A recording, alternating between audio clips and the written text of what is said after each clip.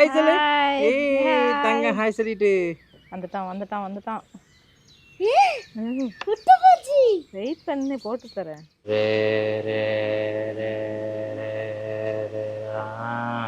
3 வயசு ஆனிச்சுன்னா வச்சுங்களேன், நான் நல்லா ஃப்ரீ ஆயிடுவேன். பயமா இருக்குடி என்ன மட்டும். இன்னைக்கு என்ன ஆச்சரியம்னா, நான் எப்போ காலையில் மீன் வாங்க வினோவை எழுப்பி விட்டாலும் கொஞ்ச நேரம் படுத்திருக்கேன்டி, கறி வாங்க போனாலுமே கொஞ்ச நேரம் படுத்திருக்கேன், அதுக்கப்புறம் போகலாம் அப்படின்னு சொல்லிட்டு அலுப்பு படுறவன் இன்னைக்கு என்னன்னு தெரியல, எழுப்பி விட்டனே எழுந்திரிச்சு கிளம்பி போயிட்டேன். அது எப்படி? இல்லைன்னா அன்னைக்கு ஃபுல்லாக நீ என்னை திட்டிக்கிட்டே இருப்ப. அதனால தான் ஏஞ்சி ஓட்டேன். அது என்னமோ உண்மைதான். நாம் உடனே போன்னு சொல்லி போகலன்னா வச்சுங்களா, அந்த நாள் ஃபுல்லாக சொல்லிட்டு நீ அழுதுகிட்டே போன அதனால தான் சொல்லிக்கிட்டே இருப்பேன். அதுக்கு பயந்து தான் போனியா நீ? ஹேமி ஃபேமிலிஸ் எல்லாரும் எப்படி இருக்கீங்க? நல்லா இருக்கீங்களா? இன்னைக்கு காலையிலே மீன் ரொம்ப நாளைக்கு அப்புறம் வஞ்சரை மீன் வாங்கிட்டு வந்துருக்கான். ஸோ 2 மீன், பெரிய பெரிய மீன். அதுக்கப்புறம் நண்டு. இந்த நண்டு வெறியன்னு சொல்லுவாங்க பார்த்தீங்களா, அது வினோதான். என்ன வேணும் அதுக்குன்னு குட்டி குட்டி நண்டா இருக்கு. இதான் இருந்துச்சு, அதனால வாங்கிட்டு வந்தேன். நல்ல நண்டா? எனக்கெல்லாம் நண்டை பார்க்கவே தெரியாது. ஏன்னா வச்சுங்களேன், ஒரு சில டைம் சொல நண்டா இருக்கும், அது மெத்த நண்டுன்னு சொல்லுவாங்க, அந்த மாதிரி நண்டுலாம் இருக்கும். இதை அரிஞ்சு எடுக்கிறதுக்குள்ளே இன்னைக்கு நான் ஒரு வழி ஆயிடுவேன். இன்னைக்கு வஞ்சர மீன் குழம்பு, வறுவல், நண்டு வறுவல். ஐயையோ, திவிக்கு தான் வேட்டை இல்லை?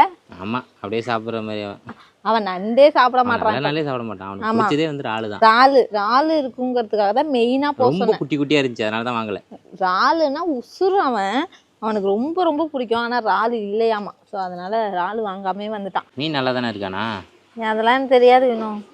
எனக்கு மீனுன்னு பேர் எழுதுனாலே அது மீன், அவ்வளோதான். அது நல்லா இருக்கா கெட்டு இருக்கா அதெல்லாம் தெரியாது. ஆனா இந்த இடத்துல ரத்தமா இருந்துச்சுன்னா ஃப்ரெஷ் மீனுன்னு அர்த்தம். பட் ஆனா இதுல ரத்தமாவே இல்லையே, ஃப்ரிட்ஜ்லயே இருந்துச்சுல. இல்லையே. ஆனா கேட்டதுக்கு இப்ப பிடிச்சிருந்தா தான் சொன்னாங்க. இப்ப நம்ம நம்பிக்கையோட வாங்கிட்டு வரோம், ஏமாத்த மாட்டாங்கன்னு ஒரு சின்ன ஒரு நம்பிக்கை. அதுவும் இல்லாம எல்லா வியாபாரிகளுமே இதை தான் சொல்லுவாங்க, இந்த பொருள் நல்லா இருக்காதுன்னு சொல்ல மாட்டாங்க தெரியுமா. நல்லா இருக்கும் வாங்கிட்டு போங்க அப்படின்னு சொல்லுவாங்க. அதை நம்ம தான் பார்த்து இது நல்லா இருக்குமா நல்லா இருக்காதான்னு வாங்கிட்டு வரணும். அதெல்லாம் மீன் வாங்கவே தெரியாது உண்மையா சொல்லணும்னா. ஆமா, இங்கேதான் இருக்கு. அது மாதிரி விலையும் குறைக்க தெரியாது. என்னை திட்டிக்கிட்டே இருப்பா எப்போ பார்த்தாலும் சீத்து. ஆமா, நீ 100 ரூபா கம்மி பண்ணி வாங்கிட்டு தெரியுமா அப்படின்னு. அதோட மதிப்பே 50 ரூபா தான் இருக்கும், 100 ரூபா கொடுத்து வாங்கிட்டு வந்திருக்கு அப்படிங்கிற. இதுல என்ன ஒண்ணுன்னா, நான் எப்படி அதே மாதிரி தான் சீத்துவும். அதை எப்படி கண்டுபிடிச்சதுன்னா, அது அவன் வீட்டுல சொல்லிதான். இன்னும் அந்த இடத்துல 10 ரூபா கம்மி பண்ணானா நான் 20 ரூபா கம்மி பண்ணலாம் அப்படின்னு பேசுவேன். கடைசியில் பார்த்தீங்கன்னா அந்த பொருள் 100 ரூபாவா தான் இருக்கும். நாங்கள் 2 பேரும் 120 ரூபாய்க்கு வாங்கிட்டு வந்திருப்போம். ஆனால் அதில் எங்களுக்கு ஒரு பெருமை என்னன்னா, நம்ம கம்மி பண்ணி வாங்கிட்டு வந்துட்டோம் அப்படின்னு சொல்லிட்டு. அதே என் தங்கச்சியில சொன்னா வச்சுங்களேன், இந்த பொருளே 100 ரூபா தான் இருக்கும், இதை போய் 120 ரூபா கொடுத்து வாங்கிட்டு வந்திருக்கீங்க. நானா இருந்தாலும் 50 ரூபாய்க்கு வாங்கிட்டு வந்திருப்பாங்க. அப்பதான் தெரியும், ஐயோ நான் ஒரு இழிச்ச வாயினா வினா எனக்கு மேல ஒரு இழிச்ச வாயின்னு. எனக்கும் பேரம் பேச தெரியாது, அந்த பொருள் இவ்வளவுதான் இருக்கும் அப்படிங்கறதும் என்னால கணிக்க தெரியாது. தோலை உரிக்கணும் தெரியுமா? இதுக்கெல்லாம் வஞ்சரைக்கு யாராவது தோலை உரிப்பாங்களா? ஆமா நினைக்கிறேன். அதெல்லாம் உரிக்க மாட்டாங்க.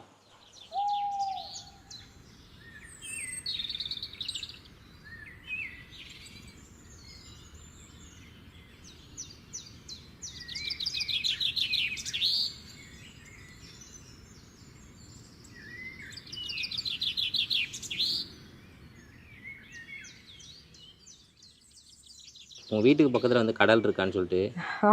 ஆமாங்க, இங்கேருந்து ஒரு 1/2 கிலோமீட்டர் தான் டிஸ்டன்ஸ். கடல் அடிச்சதுன்னா முடிஞ்சு சுனாமி. நீ நானே என்னைக்காவது செத்துருவோமோங்கிற ஒரு பயத்திலே இருக்கிறோம். அதுக்குள்ள இல்லை, எப்பனே தெரியாம இருக்கும். நீ வேற சுனாமி அடிச்சுட்டு போகணும்னு நினைக்கிற பாத்தியா? கொய்யால உயிருங்கிறது எப்போ வேணாலும் போறது, நம்ம பயப்படக்கூடாது. ஓஹோ, அதை நீங்க சொல்றீங்க. சொல்லிக்க வேண்டியதான். இவன் தான் புலம்பிக்கிட்டே இருக்கான். ஒரு ஐயோ நம்ம இப்பெல்லாம் வாழ்ந்துகிட்டு இருக்கோம், கொஞ்ச காலத்துக்கு அப்புறம் இறந்துருவோம்ல. என்ன பண்றது அந்த மாதிரி சொல்லிட்டு இருந்தா யாரு யூஸ் பண்ணுவா? இந்த இடத்தெல்லாம் வேற யாராவது இன்னும் ஒரு 20 வருஷத்துக்கு அப்புறம் ஆளுவாங்கல்ல, அப்படி எல்லாம் புலம்பிட்டு இருந்தா நாதாரி. இப்ப இவர் தத்துவம் பேசுறாரு, ஒரு நாள் உயிர் போதான். நண்டை கிளீன் பண்ணி எடுத்துட்டு வந்துட்டேன். இதை போய் மஞ்சத்தூள் போட்டு வச்சுட்டு வந்துடுறேன், அதுக்கப்புறம் மீன் அலசிக்கலாம். இதை புட்டு எடுக்கிறதுக்குள்ளே முதுகு வலி வந்துடுச்சு. அதுக்கப்புறம் மீன் அலசறதுக்குள்ளே நான் ஒரு வலி ஆயிடுவோம் போல இருக்கு. குழம்புக்கு எல்லாத்தையும் ரெடி பண்ணி வச்சுட்டேன். அதுக்கப்புறம் தான் ஞாபகம் வந்துச்சு தேங்காவே உரிக்கிறா அப்படின்ட்டு. அதுக்கப்புறம் ஓடி வந்து தேங்காய் உரிச்சிட்டு இருக்கு. இன்னும் அடுப்பு பற்ற வச்சு அங்கே அடுப்பு வேற எரிஞ்சிக்கிட்டு இருக்குது. வெந்நீரை கொஞ்சோண்டு போடுறேன் அப்படின்னா திவியை ஆட்டிக்கிட்டு என்கிட்ட வந்து கத்துறான். இப்போ போட வேண்டிய நேரம் ஆடியது சீக்கிரம் குழம்பு வைக்கிறது. முடிச்சுக்கிட்டானா முடிஞ்சு அவ்வளோதான். நானே வந்துட்டு அவனை எப்படி திரும்ப தூங்க வச்சுட்டு இருக்கேன். ஏரோப்ளேன் வருது, எல்லாரும் பூச்சாண்டி வருது பேய் வருதுன்னு சொல்லி பயமுறுத்துவாங்க. கத்துறான் கத்துறான்.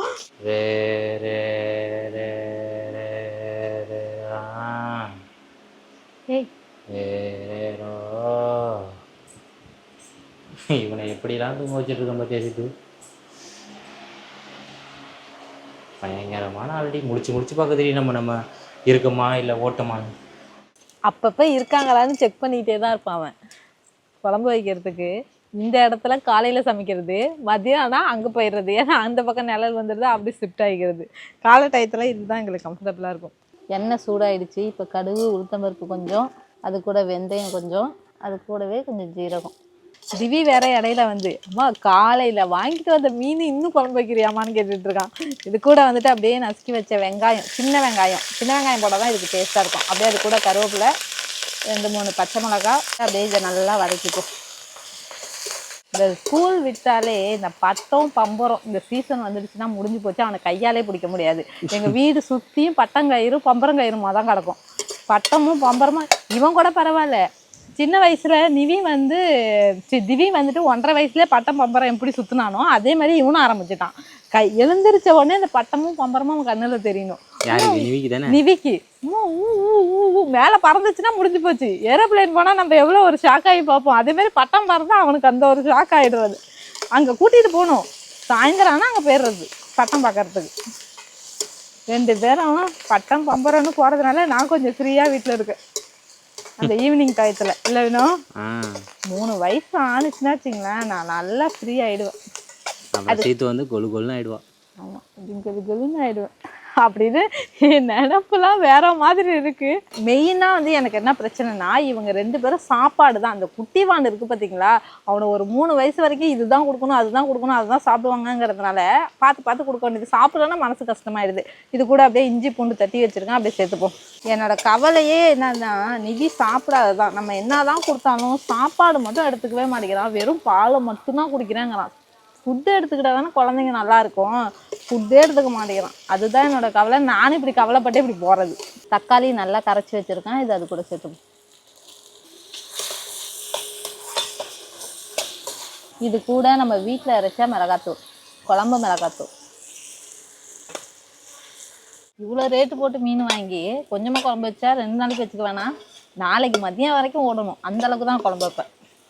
ஏன்னா இவ்வளோ இந்த மாதிரி மீனெல்லாம் வந்து நிறைய குழம்பு வச்சா எங்கள் வீட்டில் எல்லோரும் சாப்பிடுவாங்க நல்லா. அவ்வளோதான். இது பச்சை வேகம் போகிற வரைக்கும் நல்லா வதக்கிட்டேன். இப்போ புளி தண்ணி அப்படியே இந்த புளி கரைச்சி வச்சுருக்கேன் இல்லையா, அது அப்படியே சேர்த்துப்போம்.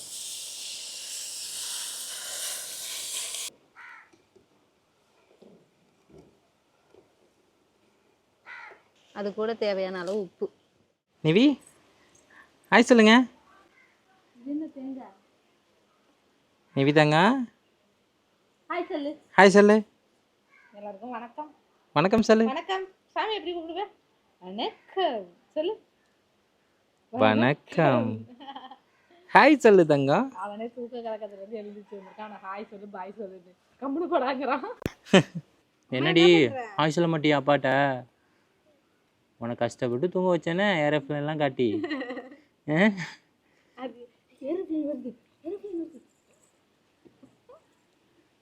அழகு.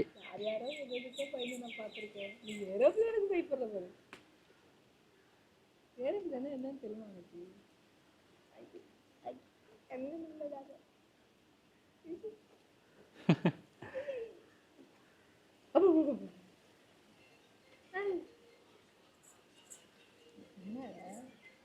ஃபோன் அடிக்குது தம்பி, போய் எடுத்துருவா தங்கம். அது என்னன்னு தெரியல, யார் ஃபோன் அடிக்குதோ அவங்க ஃபோனை அவங்ககிட்ட கரெக்டாக கொண்டு போய் கொடுத்துருவான். என் பொண்ணா என்கிட்ட கொடுப்பான், வினோ பொண்ணா வினோகிட்ட கொடுப்பான், அத்தை பொண்ணா அத்தைகிட்ட கொடுப்பான், கரெக்டாக அந்தந்த ஃபோனை கொடுத்துருவோம். எங்கள் அம்மா பொண்ணா எங்கள் அம்மா கிட்ட அப்படி கொடுத்துருவோம் கரெக்டாக. அது தெரிஞ்சு பாருங்க இந்த வயசுலேயே. குழம்பு நல்லா கொதிச்சிருச்சு. இப்போ மீனை போட்டுடுவோம். இங்க பாரு தங்கம், அம்மா குழம்பு வச்சிட்டு இருக்கேன். ஏன்னா மஞ்சத்தூள் போட்டு வச்சிருக்கியா அப்பவே? ஆமா, மஞ்சத்தூள் மீன் என்னடி மீன் கம்மியா இருக்குது? வறுக்க வேற எடுத்து வச்சிருக்கேன். ஒரு துண்டு எம்மா பெருசு போட்டிருக்கேன். அப்புறம் என்ன ஆகும்? நீ என்ன புதையலா இருக்கு எட்டி பாக்குற? நிவி ஓய் மீனை பார்த்துட்டு இருக்கான். அவன் மீன் வந்துட்டு ஒரு சிக்னல் கொடுப்பான் பாத்தியா? அவனுக்கு எதுவுமே வந்துட்டு கொல கொலன்னு இருக்கக்கூடாது, கலர் சேஞ்ச் ஆகி இருக்கக்கூடாது.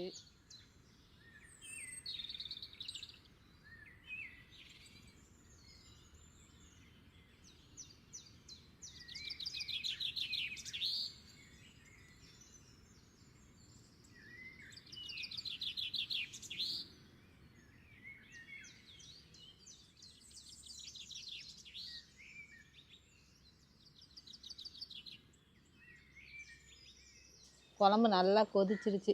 இதில் பெருஞ்சீரகம் போட்டு தேங்காய் அரைச்சி வச்சுருக்கேன். அப்படியே இதில் ஊற்றிடும்.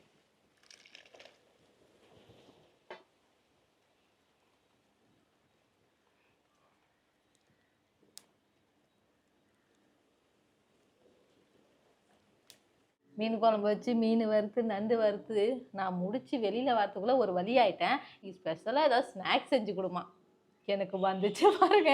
இதில் நான் என்ன பண்ணேன், நைட்டே வந்துட்டு ஏதாவது ஸ்நாக்ஸ் செஞ்சு கொடுக்கலாம் அப்படின்னு சொல்லிட்டு கடலை வேற ஊற வச்சுருக்கேன். ஸோ இதுக்கப்புறம் நான் சாப்பிட்டுட்டு அவனுக்கு ஸ்நாக்ஸ் வேற செய்யணும். நான் இன்னும் குளிக்க கூட இல்லை. ஸோ இதுக்கப்புறம் குளிச்சுட்டு ஃப்ரெஷ்ஷப் ஆகிட்டு தான் இது பண்ணணும். நிவியை குளிக்க வைக்கணும். அப்பா எனக்கு இன்னும் நிறைய வேலை இருக்குது, சாப்பிட்றதுக்கே டைம் இல்லைங்கிற மாதிரி ஆயிடுச்சு.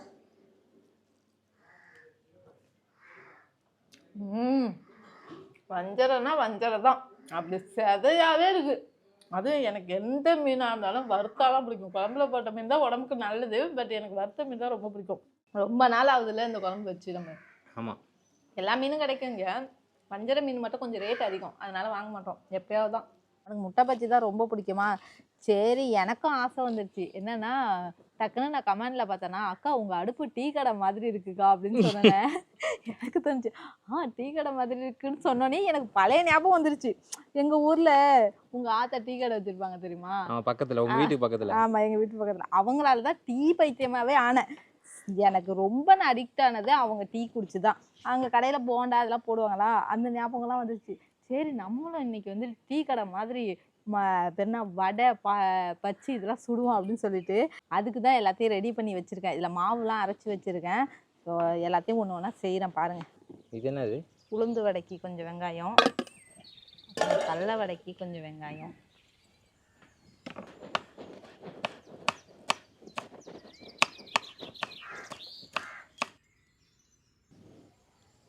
கொஞ்சம் இஞ்சி, கொத்தமல்லி, கருவேப்பிலை அப்படியே போட்டுக்கலாம். இதுக்கும் கொஞ்சம் இஞ்சி, கருவேப்பிலை, கொத்தமல்லி. 3 முட்டையாக போட்டுரு சீத்து. சீக்கிரமாக வேலை முடிஞ்சிடும். சீக்கிரமாக சாப்பிடலாம்.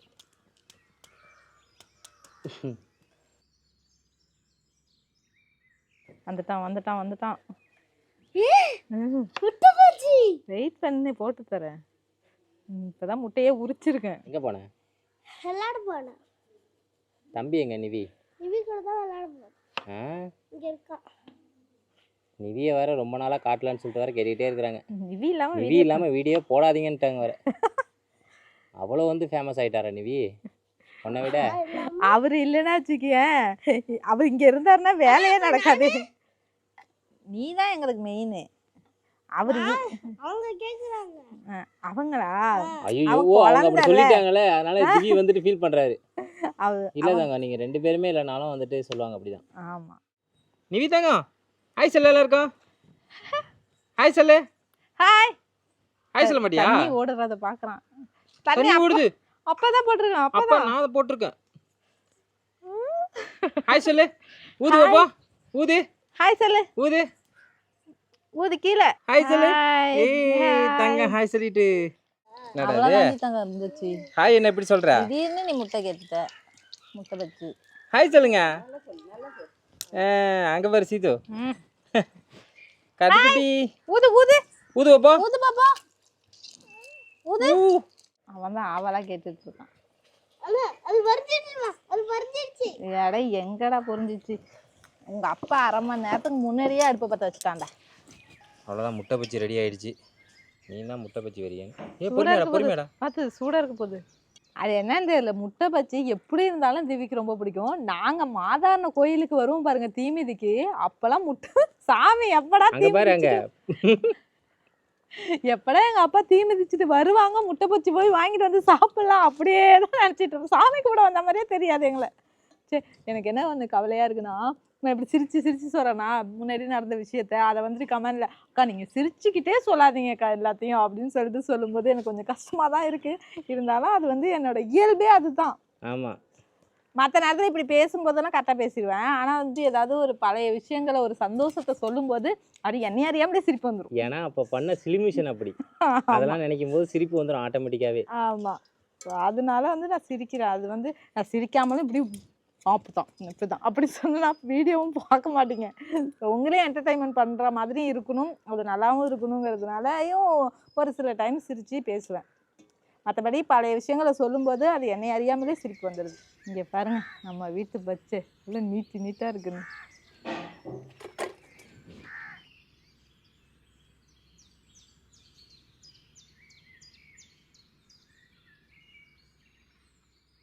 இது என்னது? உளுந்து வடை.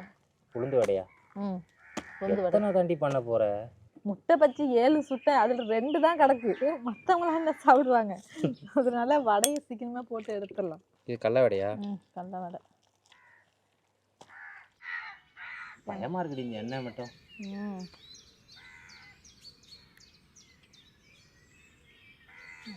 போதும் நீ ஆட்டுறத பார்த்தீங்கன்னா சத்தியகதை தள்ளி விட்டுருவ போல இருக்கு.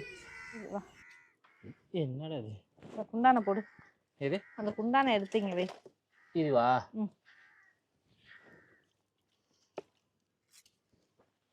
பாரு எண்ணெய்கிட்ட மட்டும் ஜாக்கிரதையா இருக்கும் தெரியுமா? பட் இவ்வளோ வேலையை நானே தேடிக்கிட்டேன், நானா உருவாக்கிக்கிட்டது. இப்படி வச்சுக்கோ, இங்க வச்சுக்கோ. ஓகேவா? ஒரு பச்சை நானாச்சும் எனர்ஜியாக சாப்பிட்டுட்டே போகிறேன். ஏன் ஒரு பச்சை எண்ணெயா இருக்கான், குளிச்சுட்டாரான், அப்படியே தொடக்கூடாது. அப்பெல்லாம் கிடையாது. அப்புறம் என்னதுக்கு ஒரு பச்சை இருந்தால் இப்படி எடுக்க வேண்டியதுனே. நான் வெறும் எடுத்துட்டு வந்தேன், கை வந்து அதுக்காக இருக்கும், அதனால நான் அப்படி கொடுத்தேன். யோசிமா. நாங்கள் என்ன பண்ணுறது, நாங்கள் வந்து கையெல்லாம் கழுவிட்டு உட்காந்துருக்கோம், அதனால வந்து நான் எடுத்து அப்படியே கொடுத்தேன்.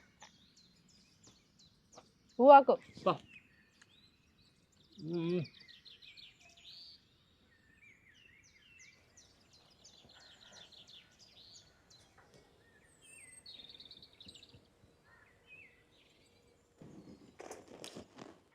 எல்லா வடையும் போட்டு எடுத்துட்டேன். பச்சி வடை எல்லாமே முடிஞ்சிருச்சு. லாஸ்ட்டாக அந்த சுண்டல் செய்யறதுக்கு தக்காளி வந்து பேஸ்ட் மாதிரி அரைக்கணும், அதுக்கு வந்து கறந்து போச்சு.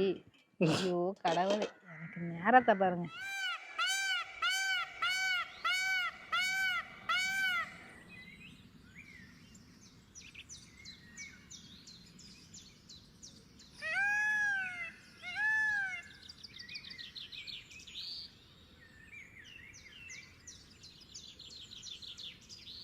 சுண்டலுக்கு பட்டை, கிராம்பு, கொஞ்சம் பிரிஞ்சி இலை, அது கூட வெங்காயம், கொஞ்சமாக பூண்டு, இஞ்சி, பச்சை மிளகா, கருவேப்பிலை, கொத்தமல்லி, இது எல்லாத்தையும் அப்படியே சேர்த்துக்கணும்.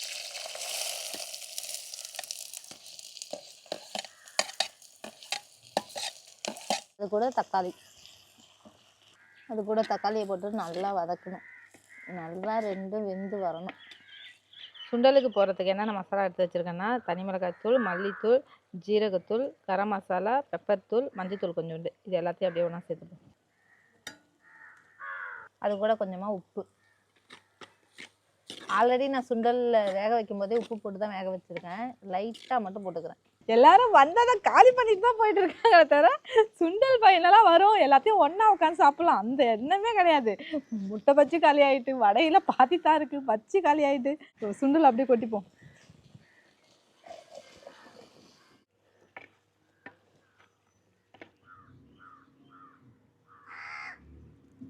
அவ்வளோதான், எல்லாத்துக்கும் ரெடி ஆகிட்டு இருக்கு கொடுக்கறதுக்கு. அவ்வளோதாங்க, இதெல்லாம் தான் இன்றைக்கி நான் செஞ்சது. என்ன ஒன்று, செஞ்ச வேலையில் பாத்திரங்கள் தான் விளக்கறதுக்கு அதிகமாக கிடக்குது. சே, வீட்டில் உள்ளவங்களுக்கு எல்லாத்தையும் கொடுத்துட்டு இப்போ நாங்கள் வந்து சாப்பிட போகிறோங்க. அங்கே ஒரு பெரிய தட்டே போயிடுச்சு. இது அப்படியே இது மேலே தூணாதான் அந்த சுண்டல் டேஸ்ட்டே கொடுக்கும். இவருக்கு உளுந்து வடைனா பிடிக்கும், கடையிலேருந்து எப்பயுமே வாங்கிட்டு வருவாங்க. இந்த இந்த